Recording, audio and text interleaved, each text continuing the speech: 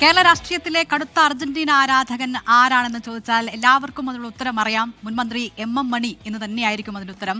ഓർമ്മയില്ലേ, കഴിഞ്ഞ തവണ ലോകകപ്പിനിടെ എം മണിയും വി ശിവൻകുട്ടിയും കടകംപള്ളി സുരേന്ദ്രനും ഒക്കെ സോഷ്യൽ മീഡിയയിൽ ഏറ്റുമുട്ടിയത് വലിയ കൗതുക കാഴ്ചയായിരുന്നു.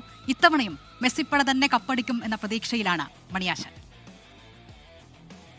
ഫുട്ബോൾ ലോകകപ്പ് വരുമ്പോൾ ഉറപ്പായിട്ടും നമുക്ക് തേടേണ്ട ഒരു പ്രതികരണം അത് മണിയാശാന്റെയാണ്. കാരണം കഴിഞ്ഞ ലോകകപ്പ്, ഖത്തർ ലോകകപ്പ് സമയവും അതിന് മുൻപത്തെ ലോകകപ്പിന്റെ സമയത്തൊക്കെ എം മണിയുടെ പ്രതികരണങ്ങൾ വലിയ ചർച്ചയായതാണ്, വൈറലായതാണ്. കഴിഞ്ഞ ഖത്തർ ലോകകപ്പിന്റെ സമയത്ത് വി ശിവൻകുട്ടിയും അതുപോലെ തന്നെ എം മണിയും തമ്മിലുള്ള ഫേസ്ബുക്ക് യുദ്ധം അത് നമ്മൾ കണ്ടതാണ്. ഇത്തവണ വീണ്ടും ലോകകപ്പ് എത്തിയിരിക്കുകയാണ്.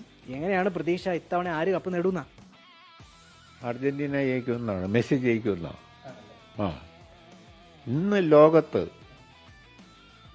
അയാൾ കഴിഞ്ഞൊരു ഫുട്ബോൾ താരമല്ല, ഈ രംഗത്തൊരു താരമേ ഉള്ളൂ.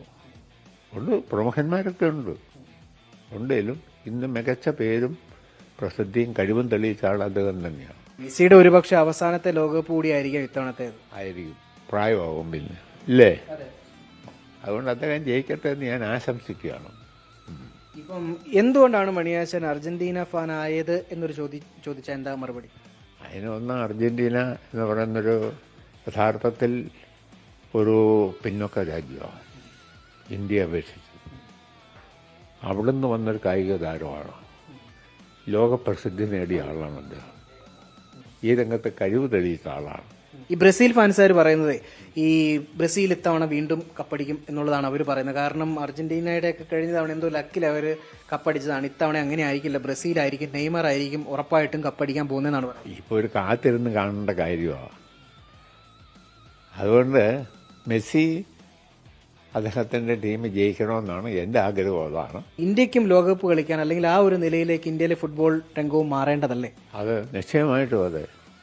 അതിന് കേന്ദ്ര ഗവൺമെൻറ്റും നമ്മുടെ സാംസ്കാരിക രംഗത്തും കായിക രംഗവും വലിയ പ്രാധാന്യം കൊടുത്ത് പ്രത്യേക ഊന്നൽ കൊടുക്കണം. ഇന്ത്യക്കും ഈ രംഗത്ത് ലോകത്തിൻ്റെ മുമ്പിൽ തല ഉയർത്തി നിൽക്കാൻ പറ്റുന്ന നേട്ടം ഉണ്ടാക്കാൻ കഴിയണമെന്നാണ് എൻ്റെ ഒരു ആഗ്രഹം. എന്തായാലും ഫുട്ബോളിന്റെ ആവേശത്തിൽ ഒട്ടും കുറവില്ല. മണിയാശാൻ ഇത്തവണയും എന്തായാലും കളികളൊക്കെ കാണും എന്നുള്ളതാണ് പറഞ്ഞിരിക്കുന്നത്. അദ്ദേഹത്തിന്റെ ആ ആരാധന അതൊട്ടും കുറഞ്ഞിട്ടില്ല എന്നുള്ളതാണ് അദ്ദേഹത്തിന്റെ വാക്കിൽ നിന്ന് നമുക്ക് മനസ്സിലാക്കാനും കഴിയുന്നത്.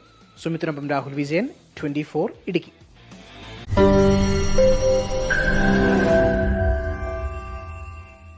ലോകത്തെവിടെയായാലും ഏത് സമയത്തും 24 വാർത്തകളും ഓഗ്മെന്റഡ് റിയാലിറ്റി പാക്കേജുകളും എക്സ്പ്ലെയിനറുകളും വിശദമായി കാണാൻ ഞങ്ങളുടെ യൂട്യൂബ് ചാനൽ നിങ്ങൾക്ക് സബ്സ്ക്രൈബ് ചെയ്യാം.